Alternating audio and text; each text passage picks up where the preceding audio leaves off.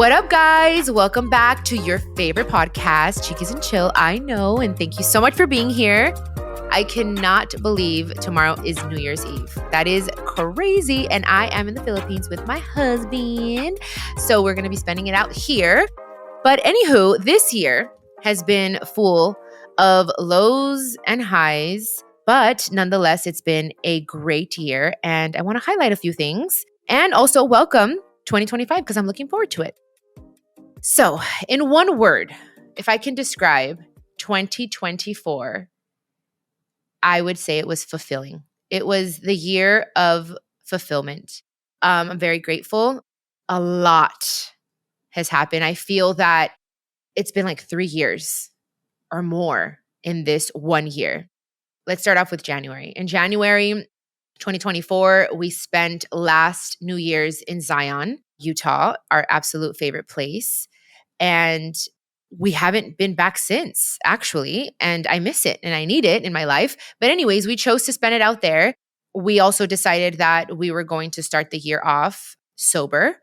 So we did that. The first 90 days of the year, 2024, were sober. No alcohol, no cannabis. For me, no red meat, no coffee. I think it was one of the best things I could have done. On January 4th, I got my breast surgery. My 5th breast surgery, guys. Poor Emilio. He's been through 2 of them with me. So that's kind of how the year started. You know, I was getting the scar revision and like I had something going on with my boob. It was just like this whole thing. Anyways, it was necessary. And then towards the end of January, that's when I started IVF. And I think that's what the first thing that threw me through a loop because it's a bunch of hormones. As you guys know, I talked about it here on the podcast. So I was injecting myself with hormones and it just took an emotional toll on me. It was a lot, but I'm grateful because I only had to do it once. A lot of women I hear have to do a few cycles. I prayed and I was like, God, I just want to do it once because I know myself. I'm already a Cancer. I'm very emotional. I'm lunatica. Not lunatic, but lunatica sounds better in English or in Spanish, should I say? I've never done birth control pills because I'm all the hormones and stuff. Like it really does affect me. I'm very in tune with my body. So that happened. That was how it started. And then we were sober, which kind of obviously helped, but sometimes, a glass of wine or some tequila makes things feel better. So I just really had no other choice but to face everything. Then I started working on, the album, Diamantes. And that's why it's so important for me anyways, as an artist, to really think about what I'm going to name the album, the concept and everything, because the whole concept, the whole theme was, like I said, diamonds and how a diamond is made, the process that it goes through. And I really felt it in my life in every aspect. Trying to finish the album, which ran late. It was supposed to come out a lot sooner than it did. Also, trying to put the tour together, all while I'm going through all these things, all these emotions. I wasn't able to work out because of the breast surgery and then the IVF. And that also affects my psyche, my mental health, not being able to work out. So I just felt a lot of pressure. Pulir means being polished. And that's what I feel that this year has done for me. 2024 was a number 8, like the entire year for everyone in the world. So with the number 8, there's a lot of great things. This is like, I'm talking numerology now.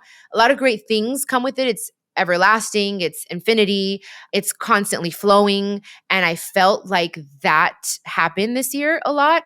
And I also knew I was going to have what they call a karmic year, which means that all the seeds that I planted for good or for bad, I was going to sow in this year or see or reap the benefits or learn a lot of lessons. And let me tell you, that's exactly what happened. I didn't think about that until towards the end of the year where I'm like, oh shoot, this is a number 8. Everything that has happened is supposed to happen. The nominations and all the recognition and everything as far as like, speaking career-wise, everything I've been working towards for the past 10 years. But it also left me a little depleted emotionally. There was a lot of work. A lot was going on. We had the miscarriage.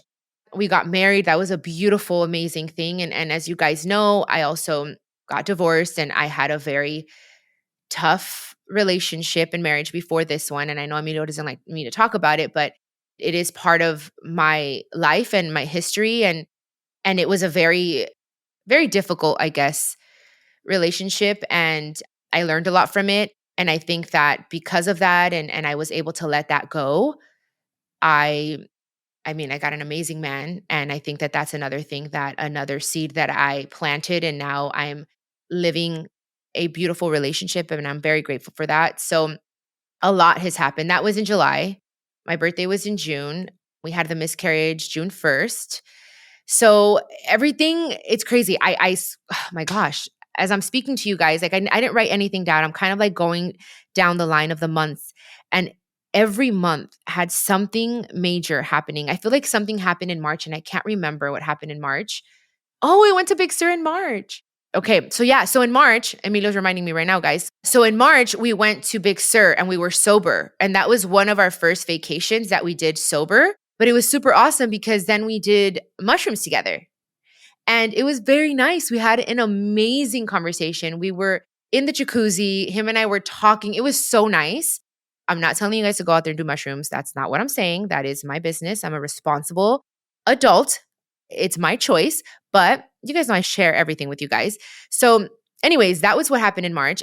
I know in April, I got pregnant, April 25th. Didn't find out until like obviously a few weeks later.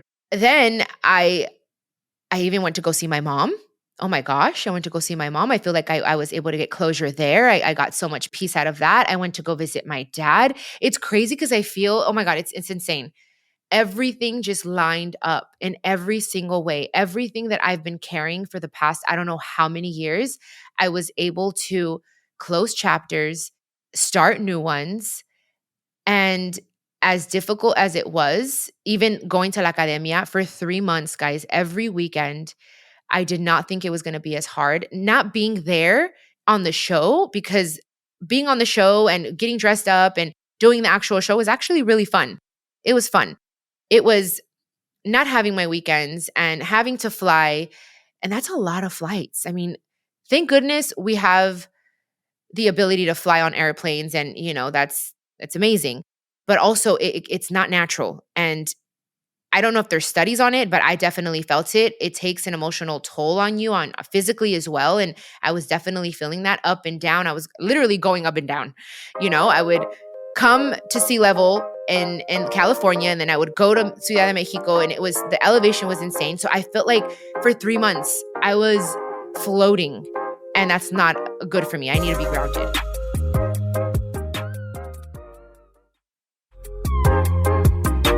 I also took a retreat in April with a friend. Emilio was supposed to go with me, but he had to work. So I took my best friend, Judy, who you guys also met as well, Judy Cepeda, here on the podcast. And that in itself was crazy, guys. I wasn't able to vacation as much. Going into the year, Emilio and I knew this year there's a lot of work. We have to just set the tone, and we're not going to be able to vacation as much. So we don't have a lot of vacations. We did have our pre-honeymoon in Playa del Carmen, which was beautiful, so amazing, very much needed.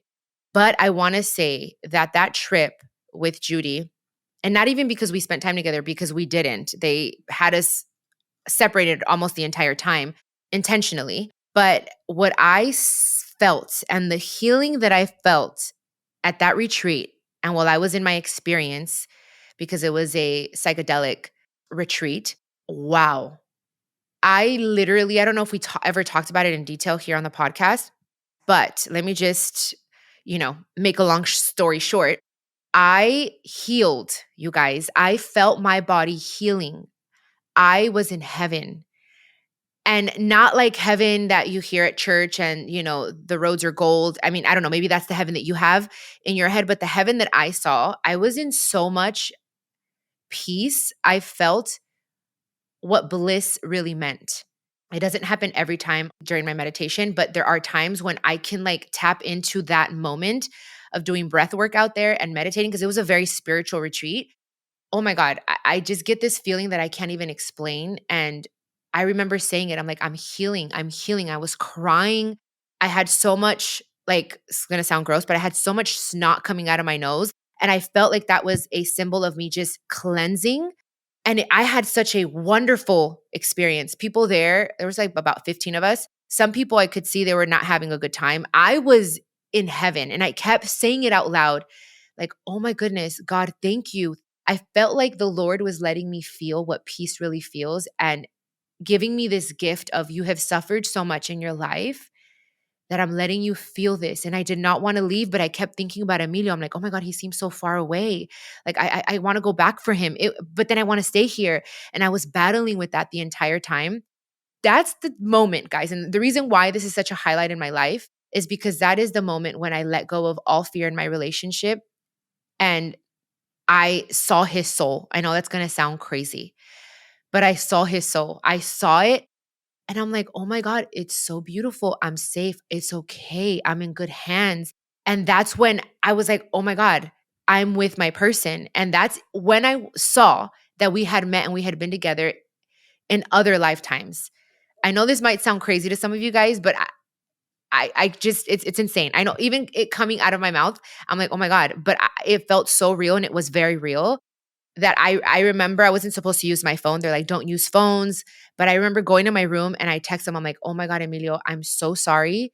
I'm sorry. You knew from the very beginning that I was it. And I have been so afraid because of my trauma and everything that I've gone through that I always, as much as I let my walls down, they were only halfway down until that moment. And I let them completely down. And I have been different in our relationship. And it was like the sign for me that it is okay for me to get married. I was with the right person. I was with my soulmate. I felt our souls connect.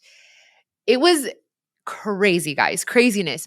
We had beautiful moments. We went to Big Sur. We went to Playa del Carmen. We've done Vegas trips. We've done cute things.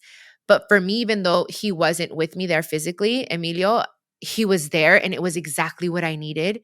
And because I was on such a high, that's what they were worried about at the retreat. The people, the guides, the counselors, they're like, you had such a high that the low might be very low. So we want to just take care of you. And they did. And I didn't feel as bad.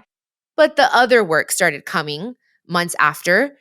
And it prepared me, I think, for the miscarriage, for some disappointments in my family, things that have been happening. There's been a lot, we've been going through these lawsuits, mine, my personal one with my mom's brother and our family one with my grandpa. And it's been so crazy, but I felt like it all just helped me just step outside of myself and look at my life from the outside in. And it was amazing.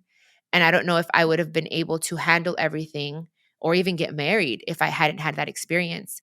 So I'm not going to share the retreat that I went on. I don't know. I feel like that's everyone's choice. It was my choice. It's something that I wanted to do. And I don't know if I'd do it again because it was a lot. But if I do it next time, I'd do it with Emilio for sure. But it definitely did heal me. And I saw my dad. I didn't really see my mom. A lot of people ask me that. Did you see your mom in that, on that retreat?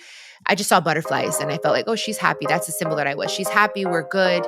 And I was able to, because I had already closed a chapter with her, when we went to, so I felt good.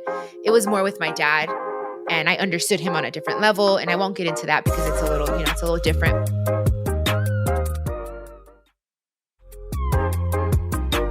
What else? My career, I feel more than ever, guys, and I'm so happy. It has been an uphill battle in some way. I feel like I've always had to kind of swim against the current when it comes to my career. And I feel like this year, people finally are seeing me, for Chiquis, for my own talents, for my own experiences, for my music, and giving me the respect that I feel that in some way I've earned, that I deserve now. I look back and I know that I got a lot of criticism.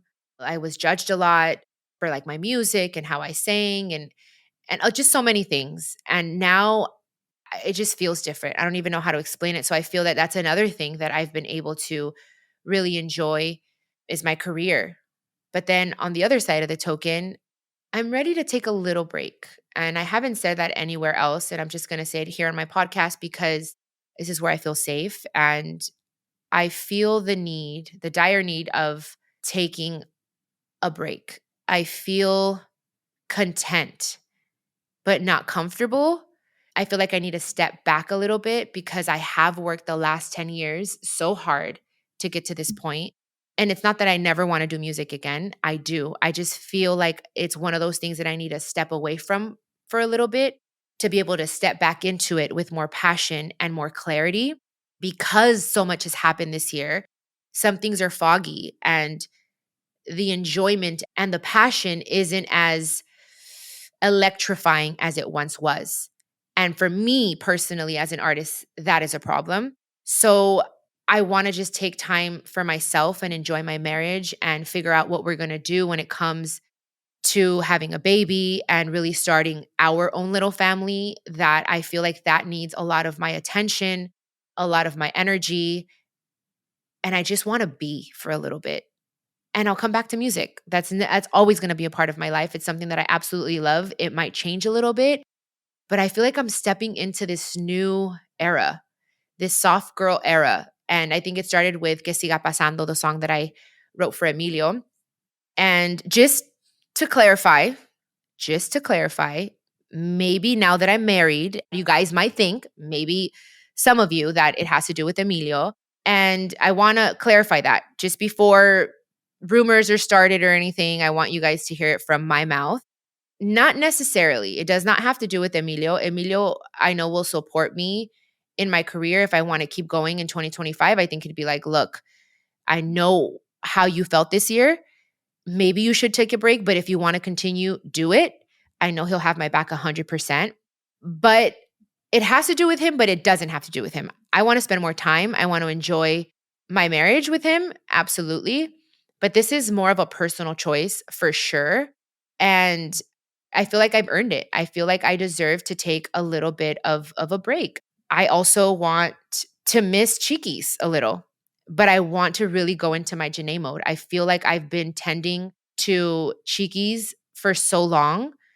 I love the bitch, okay? She's cool. I like her. But I haven't been tending to Janae and her needs and really like stepping into that hippie side of myself. And I want to just reconnect with my body and I want to cook more and I want to do more quote unquote normal things. And I'm craving that. My soul is craving that. And as much as Emilio thinks that Chiquis is super hot and sexy, I think he really enjoys Janae too. And he hasn't been getting enough of that. So I do want to give him that because he's important to me. So it has to do with him, but it doesn't. It's more definitely, and I promise you, it's more of a personal choice. And I don't know. I went to church the other day, to my church that I hadn't gone to in 4 years, guys, because of the pandemic. They had to close down. And it ignited something in me, something that I feel like I had suppressed for the sake of working and being focused and being on. And it was just confirmation for me that what I'm feeling for next year is what I should do. I don't know for how long, but I know I'm going to get a lot of clarity and a lot of answers. So I'm looking forward to that. I just don't know what it looks like. And I don't like feeling that way because usually I know exactly what I want and how I want it. And right now, when it comes to my music, it feels like a little bit of a cluster. And I want to just shake it off and miss it a little bit. And I want it to miss me. And Richard, my manager, doesn't know this yet. He'll know it soon. But it's okay because I feel like I'm always going to be okay. Like no matter what, I don't know what the next move is. I have a little bit of an idea and I'll get to you guys. I'll share that with you guys, of course, when the time is right. But I don't know. That's kind of what I'm feeling because I look back and I'm very happy and I'm very happy with 2024 and how everything happened in my career and everything. It's just, I don't know. I just feel like finally, like, oh, okay. And some people would think, oh my gosh, it's barely happening. Like you're barely getting to that point. Like, why are you walking away? First of all, I'm not walking away. I'm just stepping back a little bit. But also, I think it's important that we know when to step away. And that's what I'm doing right now.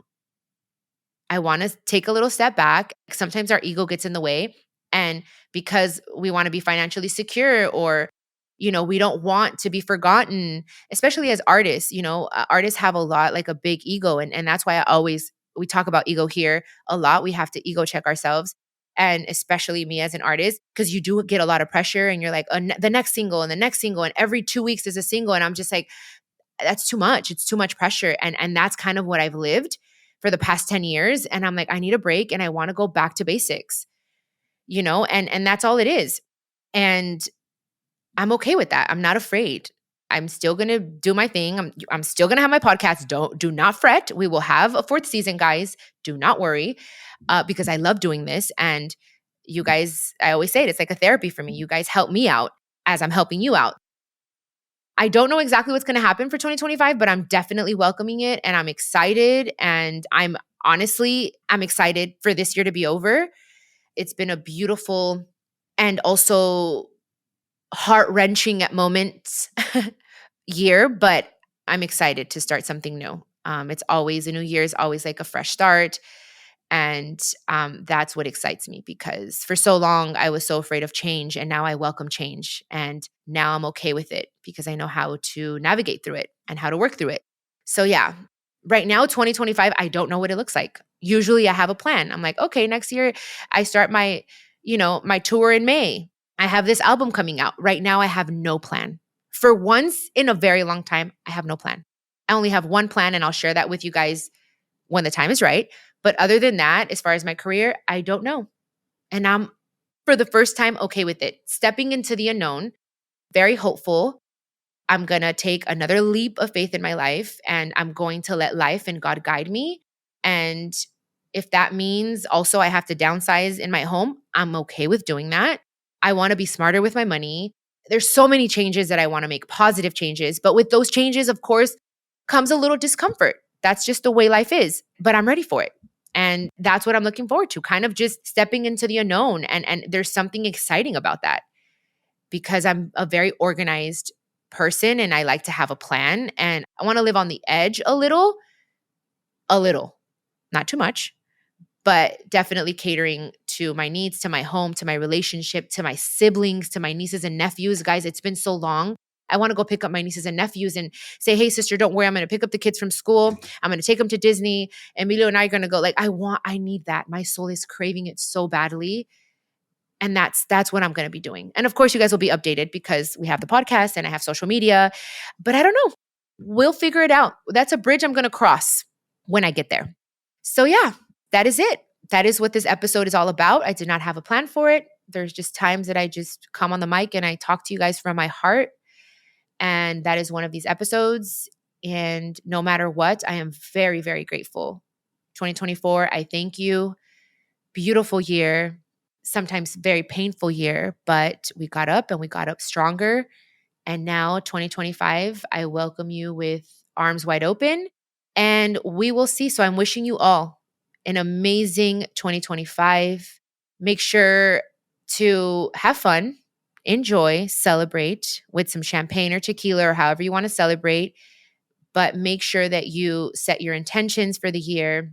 My only intention this year is letting my soul guide me. And if I had one word for 2025, I would say foundation. I think maybe that word will change later. I'll keep you guys updated. But for now, I feel like I'm going to rebuild again. So I'm going to be setting the foundation for the next 40 years of my life. And yeah, my New Year's resolution, if I have one New Year's resolution, it's going to be to call people more. That is the only one that I have right now, because a lot of people complain, my siblings included, that I don't answer my phone, that I never want to call, that I am the voice note queen. That is very true. I want to change that this year, 2025. FaceTime more. And if I have more resolutions, I'll share them in January or February in the next season of Chiquis and Chill. But for now, that is the only one I can think of. So yeah, and I love resolutions. They keep you accountable. But anyways, I don't want to make this longer than it has to be, guys. You know I love you. I'm grateful for you. I am wishing you and your family a beautiful, prosperous, peaceful, abundant, healthy new year. Do you need advice on love, relationships, health, y más? I'm so excited to share with you that my Chiquis and Chill podcast will have an extra episode drop each week.